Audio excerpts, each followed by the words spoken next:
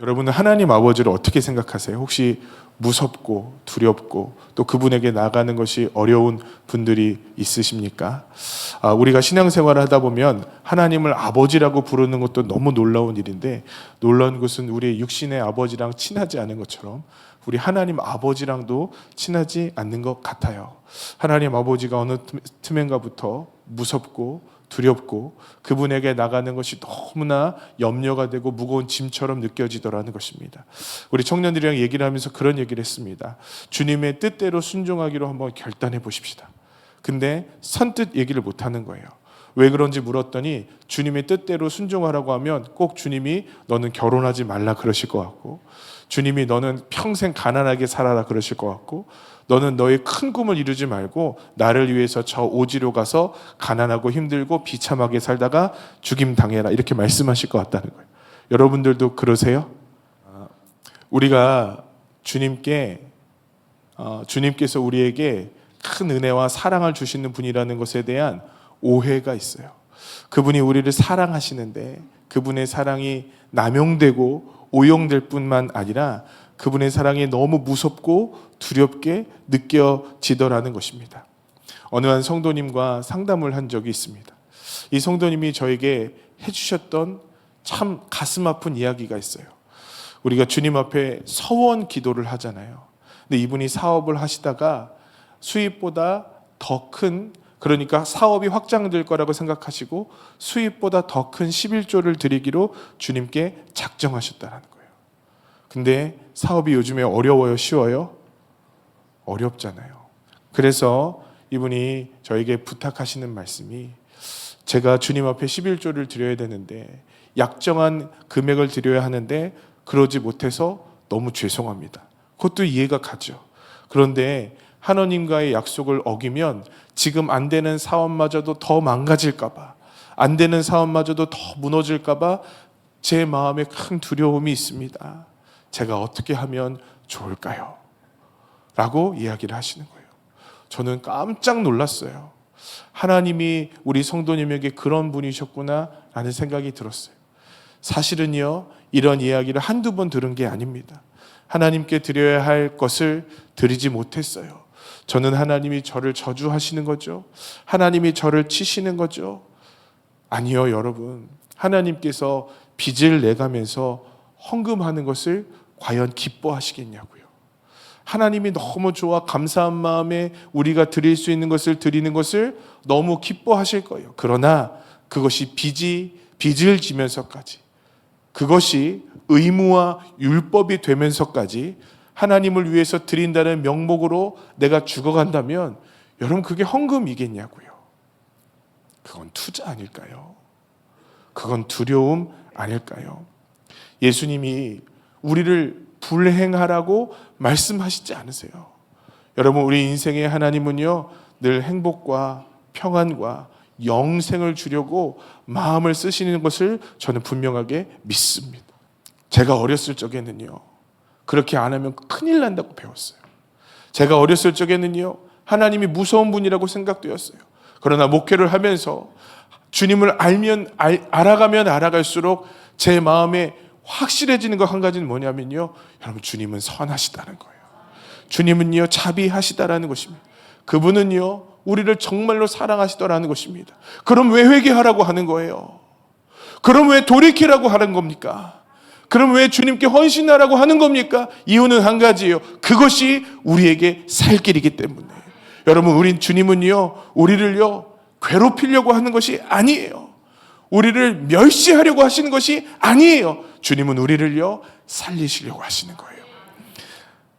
회개하라는 말을 들으면요, 무섭습니다. 가슴이 철렁 내려앉아요. 무서운 재판장 앞에 선 죄인처럼 위축되고 괴로워합니다. 혼나는 시간인 것 같고 대가를 지불하는 시간인 것 같고, 그래서 회개를 미루고 하나님을 피하고 하나님을 떠나려고 합니다. 나는 그렇게 살 수 없으니까요. 그런데 여러분, 이 회개를요, 은혜의 관점에서 보자고요. 회개를요, 율법의 관점에서가 아니라 은혜의 관점에서 보자고요. 회개는요, 하나님이 우리를 혼내기 위해 불러주시는 시간이 아니라 무거운 우리의 죄의 짐을 벗겨주시는 시간입니다. 우리의 삶의 무거운 짐을, 우리 죄의 그 무거운 짐을 벗겨주시는 시간이 바로 우리가 회개하는 그 시간인 거예요. 오늘 바울이 갈라디아 교회 성도들에게 이렇게 얘기합니다. 은혜와 평강이 있기를 원하노라. 여러분, 이 하나님의 은혜가 언제 강력하게 임할까요? 이 하나님의 평강이 우리에게 언제 강력하게 임할까요? 십자가 앞에서 우리가 우리의 무거운 짐을 내어 던져버릴 때 우리에게 가장 큰 은혜와 평강이 임하는 것 아닙니까?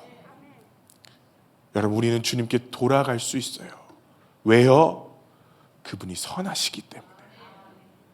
우리 주님은 우리가 죄의 짐으로 말미암아 고통스러워할 때 우리를 품에 안으시며 우시며 눈물을 흘리며 우리를 풀어 자유케 해주실 우리 주님이시기 때문에 그렇습니다. 그래서 우리 주님은요, 절대 우리를 멸시치 않으세요. 주님은 있는 모습 그대로 우리를 받아주세요. 우리 4절의 말씀을 다시 한번 읽어볼까요? 읽겠습니다. 시작. 그리스도께서 하나님 곧 우리 아버지의 뜻을 따라 이 악한 세대에서 우리를 건지시려고 우리 죄를 대속하기 위하여 자기 몸을 주셨으니 아멘. 여러분, 지금 성경에 뭐라고 얘기합니까? 악한 세대에서 우리를 건지시려고. 제가 우리 가족들이랑 통영이라는 바다를 놀러 간 적이 있어요. 그래서 저희 아내랑 아이 그때는 둘이었을 때인데 이렇게 바다 부둣가에 앉아 있는데 어느 차가 후진을 하는 거예요. 근데 너무 빨리 하는 것 같아요. 저거 물에 빠지겠는데 방지턱을 넘어서 그대로 차가 물로 침수됐어요. 그냥 물로 떨어져 버렸어요. 사람들이 소리를 지르고 난리가 났습니다. 그 차에는요, 한 여자분이 타고 계셨고 남자분은 차 밖에서 무언가를 준비하고 계시는데 그만 차가 떨어지는 것을 보았어요. 여러분, 너무 깜짝 놀라서 아이들을 뒤로 하고 저랑 저의 아내가 차가 빠진 그곳을 향해서 막 달려갔습니다. 112에 신고를 하고 119에 신고를 하고 사람이 차에 있는데 차가 물에 빠졌습니다. 좀 도와주세요 하고 전화를 했어요. 그리고 막 달려갔습니다. 달려가서요, 제가 옷을 벗고 물로 이렇게 뛰어들려고 했는데 제가 수영을 못하거든요. 제가 마음은 그랬어요. 마음은. 근데 우리 아내가 그 마음을 알았는지 당신은 절대로 하지 마. 당신 수영도 못하잖아. 들어가도 내가 들어갈게. 저희 아내가 수영을 잘하거든요. 제가 자존심이 상하더라고요. 아니라고, 내가 해볼 거라고. 그래서 갔는데 할 게 없어요.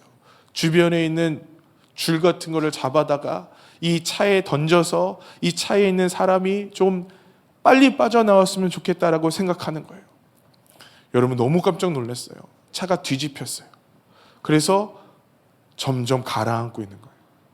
사람이 빠질 수밖에 없잖아요. 살려달라고 차에선 소리치죠. 가족은 패닉 상태에 빠지죠. 근데 저는 못 들어가는데 그 남자는 들어가더라고요. 다행히 정박한 배들의 줄에 걸려서 차가 내려가다가 멈췄어요. 그리고 힘으로 이렇게 돌렸더니요, 차가 다시 섰어요. 썬루프를 통해서 빠져나와 살았어요. 여러분, 차에 빠져 허우적거리고 있는 사람들이 건짐받는 거, 그때요, 물불 가리지 않고 막 뛰쳐나가서 그 사람들을 건져내야겠다는 생각밖에 없는 거예요.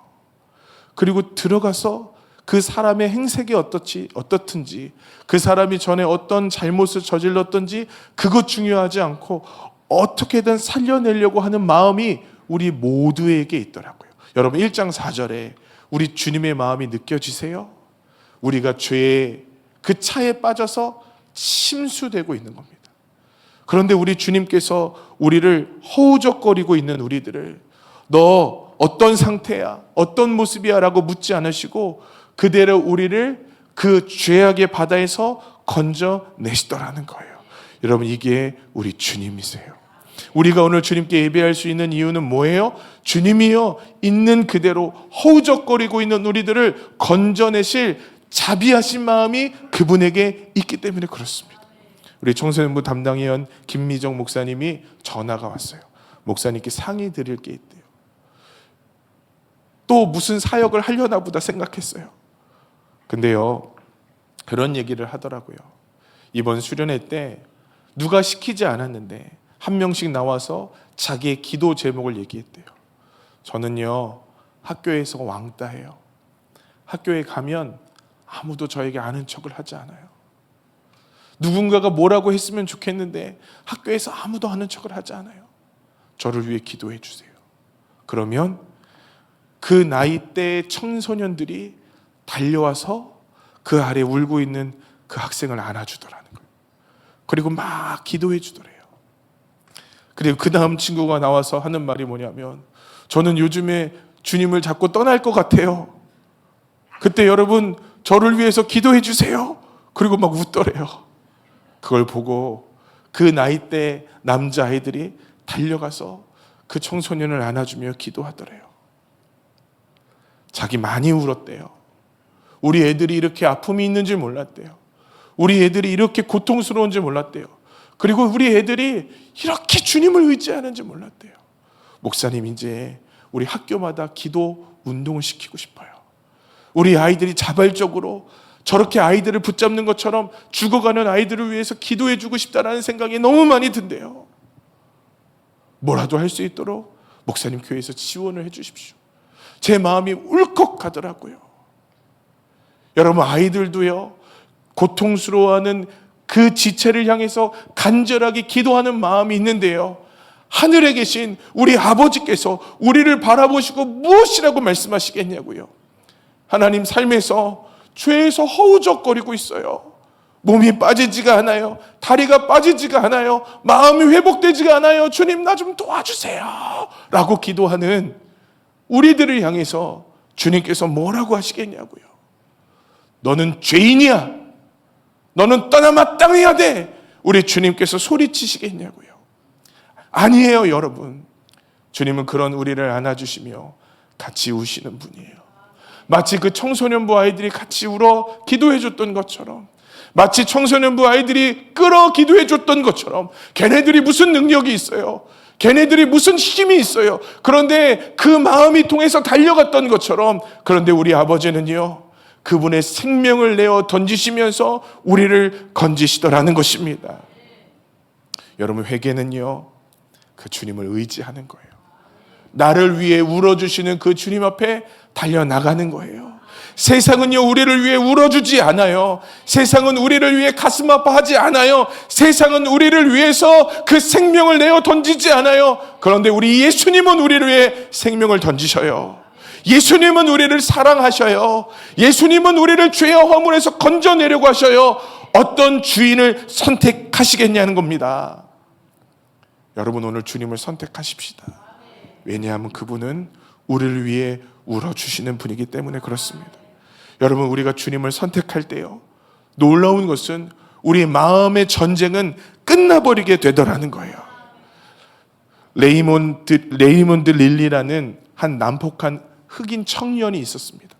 이 청년은 마치 요즘에 이 한국 청년들처럼 사람들에 대한 분노가 가득 찼는데, 그 중에서 교회에 대한 분노, 그 중에서 목사에 대한 분노가 이 마음에 가득 찼대요. 우리 사회의 불안은 교회 때문이고 우리 사회의 억울함은 목사 때문이라는 생각이 이 안에 가득 차 있었답니다.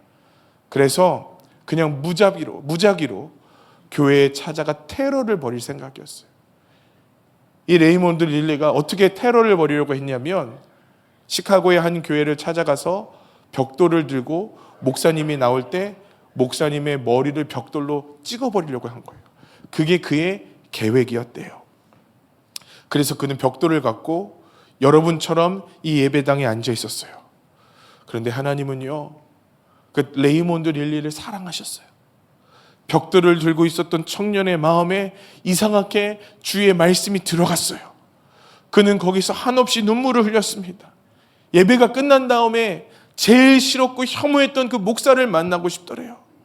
그래서 벽돌을 들고 목사님을 찾아가 악수를 했대요. 목사님은 그냥 악수를 했는데, 아니 이게 벽돌을 들고 악수를 하다니, 저분은 참 신비한 분이구나 라고 생각하고 그날 그렇게 예배가 마쳤다는 거죠. 그런데 그 다음부터 이 릴리라는 형제의 마음은 달라졌어요. 이제 내가 주님을 위해서 내 마음을 드리기로 결단했다는 거예요. 그래서 그는요, 시카고에 있는 한 자선병원에 날마다 봉사를 하러 갔습니다. 그래서 그 사람의 별명이 나중에 뭐였냐면 선한 사마리아의 흑인 릴리 목사였대요. 어려운 사람들, 고통당하는 사람들, 소외당하는 사람들을 위해서 자신의 생명을 내어주는 정말로 귀한 목사가 되었어요. 그리고 드디어 이 릴리가 주님의 부름을 받았습니다. 그의 장례식장에는요, 꽃 대신에 작은 벽돌 하나가 놓여져 있었대요. 그 벽돌은요, 다른 벽돌과 달리 아주 반짝이고 아주 반들반들했다는 거예요. 이 레이몬드 릴리는요, 하나님의 은혜를 생각하며 기도할 때마다 그 벽돌을 붙잡고 있었대요. 그랬더니 그 벽돌이 반들반들해졌대요. 그 벽돌을 붙잡고 하나님께서 은혜 주신 것을 너무 감사히 여기고 그렇게 마지막을 보냈다는 거예요. 여러분, 그의 마음의 분노가 언제 끝났습니까? 그가 예수님을 선택할 때 끝난 거예요. 여러분, 그의 마음의 괴로움이 언제 끝났습니까?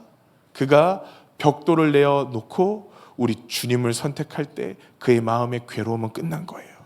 그가 하나님 앞에 항복했을 때 비로소 그의 마음에 평강이 찾아온 겁니다. 여러분, 회개의 능력이 있어요. 아멘이세요? 우리 주님과 우리를 갈라 담을 쳐놓은 그 모든 죄의 담을 무너뜨리는 능력이 있어요. 내 힘으로는 안 됩니다, 주님. 내 마음의 분노는 내 뜻대로 되지 않습니다 라고 주님께 인정할 때 주님의 평강이 강물처럼 우리 가운데 부어질 줄 믿습니다. 여러분, 주님이 선하시기 가능한 거예요. 오늘 여러분 가운데 큰 괴로움과 고통이 이 마음의 주인 되어 있습니까? 여러분, 주님을 선택하십시오. 우리의 연약함을 인정하십시오. 그럼 주님께서요, 우리를 건져내 주실 거예요. 여러분, 사실 우리가 약하다고 인정할 때 주님은 우리의 강함이 되십니다. 다만 우리는요, 우리가 약하다는 것을 인정하고 싶지 않은 거예요. 여러분, 우리는 본능적으로요, 강하게 보이고 싶어요. 본능적으로요, 그럴듯하게 보이고 싶어 합니다. 본능적으로요, 사람들한테 세 보이고 싶어 해요. 그런데 우리가 주님 앞에서도 과연 그럴 수 있냐고요. 요한복음 8장에 강하게 보였고 의로워 보였던 돌을 들고 있었던 그 많은 군중들은 어떻게 됐습니까? 그들은 그저 예수님 앞에서 바닥에 쓰신 글씨를 보고 그들의 의로움과 그들의 분노와 그들의 정죄의 돌을 내어 놓을 수밖에 없어요.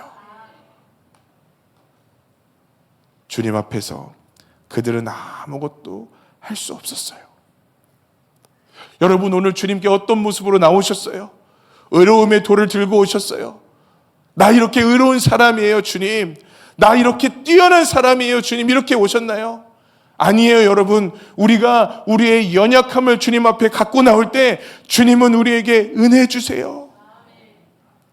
우리 주님께서 악한 세대에서 우리를 건지신다고 했어요. 건지신대요. 무슨 말입니까? 스스로 늪에서 빠져나올 수 없는 우리들을 건져내시는 거예요. 주님, 주님의 손을 붙잡기 원합니다. 주님, 나를 건져주세요 할 때 주님께서 우리를 강하게 들어 건져 주시는 거예요. 혹시 주님이 필요 없다고 생각하세요? 여러분, 오늘 주님을 한번 의지해 보세요. 여러분, 그러니 여러분의 육신이 이제 주님 앞에 주님의 은혜를 구했으면 좋겠어요. 주님의 도움이 필요합니다. 그 십자가라는 도움이 나에게 너무 필요합니다. 주님, 나를 이 괴로움의 인생에서 건져내 주시옵소서. 여러분, 그게 다른 것이 아니라 회개인 거예요. 사랑하는 성도 여러분, 회개는 우리를 무섭게 하는 게 아닙니다. 회개는 우리를 살리는 것입니다. 탕자가 집을 떠났던 아들이 집으로 돌아오는 길은 꾸중 들으러 가는 길이 아니었어요. 잔치에 참여하러 가는 길이었습니다. 우리는 당연히 꾸중을 들어야 할 사람들인데 우리 주님께서 말할 수 없는 은혜를 우리 앞에 베풀고 계십니다. 오늘 이 시간 우리 마음속에 묻어두었던 짐들이 있다면 기쁨으로 하나님께 내어놓으시길 바랍니다. 하나님 제 연약함을 아시죠? 하나님 제 연약함을 아시죠? 이 고백이 터져나올 때 하나님께서 예비하신 은혜로 우리를 덮어주실 거예요. 세상이 줄 수 없는 평강으로 우리 영혼에게 함께하여 주실 것입니다. 회개 뒤에 우리 주님께서 주시는 은혜와 평강이 우리를 파도처럼 덮는 역사가 일어났으면 좋겠어요. 왜냐하면 우리 주님은 우리를 사랑하시는 분이기 때문에. 여러분, 우리 주님은 이 인간적인 김영성 목사보다도 더 크신 분이에요. 김영성 목사보다도 더 기쁘신 분이에요. 그런 분이 여러분 한 분 한 분을 볼 때 어떻게 대하실까요? 오늘 죄의 짐을 갖고 온 우리들을 보시고 그분은 우실 거예요. 그분은 괴로워하실 거예요. 그리고 그분이 손수 그 죄의 짐들을 끊어주실 거예요. 제가 미션이라는 영화를 봤어요. 혹시 보셨어요? 거기에 예전에 노예들을 잡아다가 노예상으로 돈을 벌던 한 사내가 나옵니다. 그런데 그가 예수님을 만나요. 그리고 선교팀의 길잡이가 되어서 그 미전도 종족, 자신이 예전에 그렇게 사람들을 잡고 죽이고 그렇게 해버렸던 그 부족에게 들어가서 복음을 전하러 가는 거예요. 여러분, 이 형제 등에는요, 엄청나게 커다란 잡동사리들이 그냥 가득 차 있었어요. 그런데 그걸 벗지 않는 거예요. 깎아질 듯한 절벽도요, 그 짐을 메고 힘겹게 올라가다가 떨어지고, 힘겹게 올라가다가 떨어지고, 힘겹게 올라가다가 자꾸 굴러 떨어지는 거예요. 왜냐하면 짐이 너무 많으니까. 그런데 거의 언덕 그 절벽 끝에 다다랐을 때 그가 떨어질랑 말랑 힘겹게 올라가고 있는데 자신이 박해했던 그 원주민들이 그 손을 잡아주고 끌어줘요. 그리고 자신의 몸에 붙어있던 그 엄청나게 많은 짐들을, 그 끈을 그 원주민의 칼로 막 끊어버립니다. 그리고 그 짐은 폭포 아래로 저 깊은 곳으로 떨어지게 돼요. 여러분, 제가 그 영화를 보고 그렇게 눈물이 나더라고요. 왜 이렇게 눈물이 나는지 몰라요. 그런데 아마도 그것이 꼭 우리 예수님께서 저에게 해주시는 것 같았어요. 죄의 짐을 끙끙 앓고 갖고 와서 저 힘든 천국이라는 절벽에 올라가려고 아둥바둥하고 있는 우리들을 향해서 우리 주님은 그 짐을 더 무겁게 하시는 분이 아니라 그 짐을 끊어주시는 분 아닐까요? 여러분, 그 고통의 멍에를 벗고 우리 좋으신 아버지 앞에 우리의 마음을 드리는 우리 필그림교회 성도님들이 되시기를 주님의 이름으로 축복합니다.